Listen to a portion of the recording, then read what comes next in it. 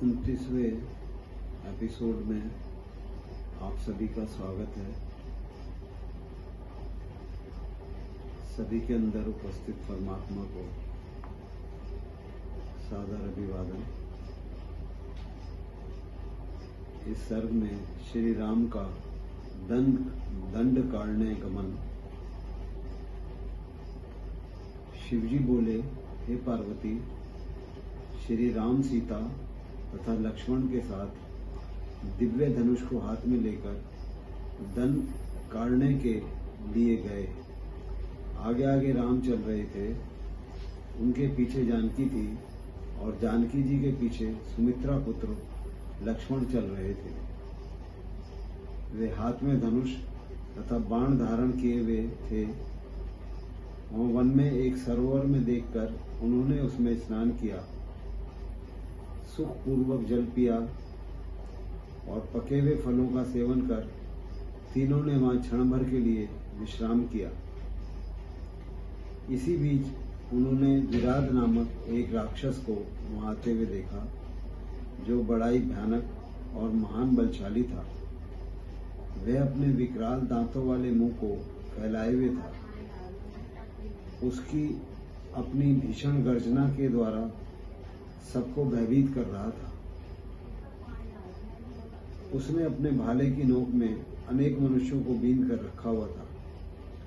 वह वंचर, हाथी, व्याघ्र तथा महिष आदि को खा जा रहा था।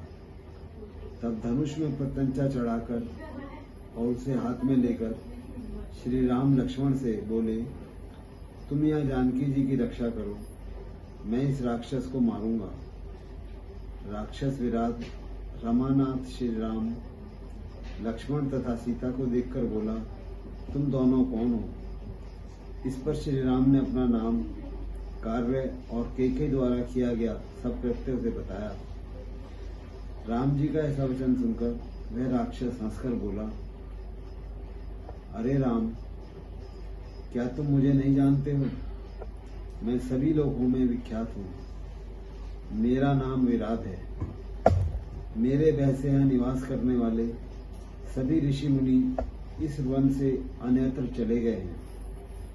यदि तुम जीवित रहना चाहते हो तो सीता को यहीं छोड़कर शास्त्रों से रहित होकर शीघ्र यहाँ से भाग जाओ, नहीं तो तुम दोनों को खा जाऊंगा। ऐसा कहकर वह राक्षस विराट सीता को पकड़ने के लिए दौड़ा। तब हंसते हुए श्री राम ने बाण से उसके दोनों हाथों को काट डाला। तब अत्यंत क्रुद्ध होकर अपने भीषण मुख को फैलाकर वह राम की ओर लपका। तब राम ने उसके दोनों पैरों को काट डाला।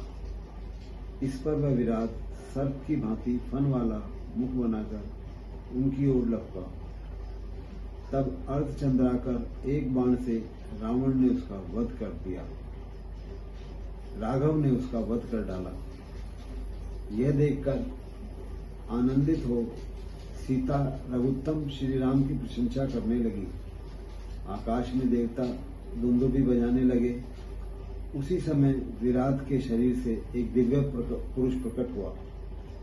उसने श्री राम को प्रणाम किया और अपना पूर्व का संपूर्ण वृत्तांत आदर भाव से बताते हुए कहने लगा, पूर्व काल में एक सुंदर विद्याधर था। महर्षि दुर्वासा के शाप से मैं शापित था और आज बहुत समय के बाद इस वन में मुझे आपने शाप से मुक्त कर दिया। ऐसा कहकर उसने राघव की स्तुति की और फिर वह विमान में बैठकर देवलोक को चला गया। विराट के स्वर्गलोक जाने के पश्चात श्री राम लक्ष्मण तथा सीता के साथ महर्षि शरभंग जी के आश्रम में गए। जिस वन में आश्रम था वह वन प्रदेश सब प्रकार से सुखदायक था। श्री राम आदि ने मुनि शरभंग जी को प्रणाम किया और मुनि ने भी उनका बहुत आदर सत्कार किया। एक रात्रि श्री राम आश्रम में रहे। तदंतर मुनीश्वर शरभंग ने अपनी तपस्या द्वारा अर्जित समस्त पुण्य फल श्री राम के चरणों में समर्पित कर दिया और वे स्वयं चिता में आरूढ़ हो गए। उनकी स्तुति करके मुनि शरभंग विमान में विराजमान होकर परम धाम वैकुंठ को पधारे। तदंतर श्री राम धीरे धीरे बढ़ते हुए महर्षि सुतीक्षण जी के श्रेष्ठ आश्रम में गए।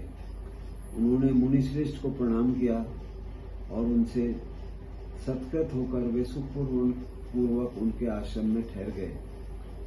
उसी समय अनेक आश्रम में निवास करने वाले ऋषि मुनि हजारों की संख्या में श्री राम का दर्शन करने के लिए वहां उपस्थित हुए।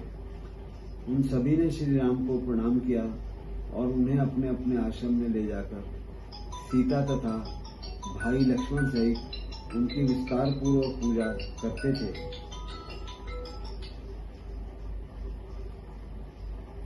इस प्रकार से दंडकर्ण में मुनिजनों के आश्रमों में विचरण करते हुए श्री राम ने सुखपूर्वक 9 वर्ष व्यतीत किए। आज इस सत्र में इतना ही। कल के सत्र में हम चर्चा करेंगे खरदूषण तथा त्रिशरा का वध में। धन्यवाद।